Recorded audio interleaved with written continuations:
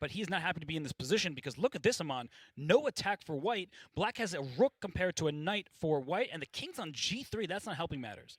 No, there is a setup that, well, better believe Sam is not going to let this happen, but there's a setup that white might want. Pawn on h4 and knight going to f4. Queen d6 check, pretty much playing exactly against that, but wow, what a move. Knight to e5, offering the rook here, and I mean, don't we just go back to d6 here? I think you can definitely go back there and make sure your king is safe. So what Nihal's hoping for is by trading down, which sounds bad when you're down material, is there fewer defenders. And this Right. king on g8 is also wide open. I think that this knight e7 check threat will be seen by Sam. So that is a fork that you have to watch out for. But queen d6 check, the knight has to go back to e5, and you're lucky you don't lose the knight on the spot. That's right, yeah, rook to c5 in that moment would allow queen to e8 check. That's probably what's really keeping him in the game here. But Nihal, resourceful as ever.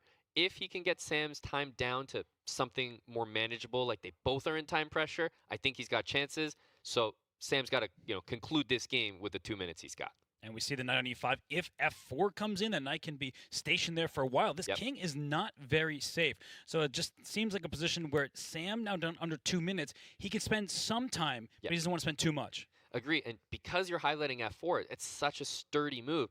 I'm looking at g5, Robert. g5 stops that move. You've still got the knight in a pin. And if you can't play f4 to, solidify the knight there, hang on, I'm threatening to win your knight in a couple moves. That's true. It's a really good move. The king on g3 out in the open. And if you play f4 then, well, good luck to that king. So I like the look of g5. Sam might like it as well, but it does expose his king even more. That's so there are clear drawbacks. Yeah, indeed. It's, give and take. You got to give something to get something. And in this position, he's spending his time exactly how I would. I think you do take your time here because you don't just look for the next move, Robert. You look for a plan. You look for a tricky move where you anticipate a reply and you've got to reply to that move because the guy's got 7 seconds. You don't want to give him a chance to think move by move.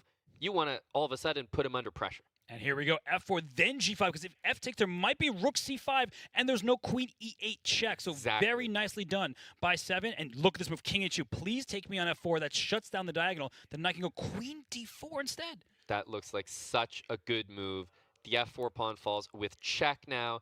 There's rook c1. Although he survives for just a brief moment with knight g1, I think queen d4, as you're highlighting, covers the checks, Robert. That is a great finish. And that's game over. And Sam Sevian takes the early lead against Nihal Sarin. So he said he was excited to be here. His chess is exciting.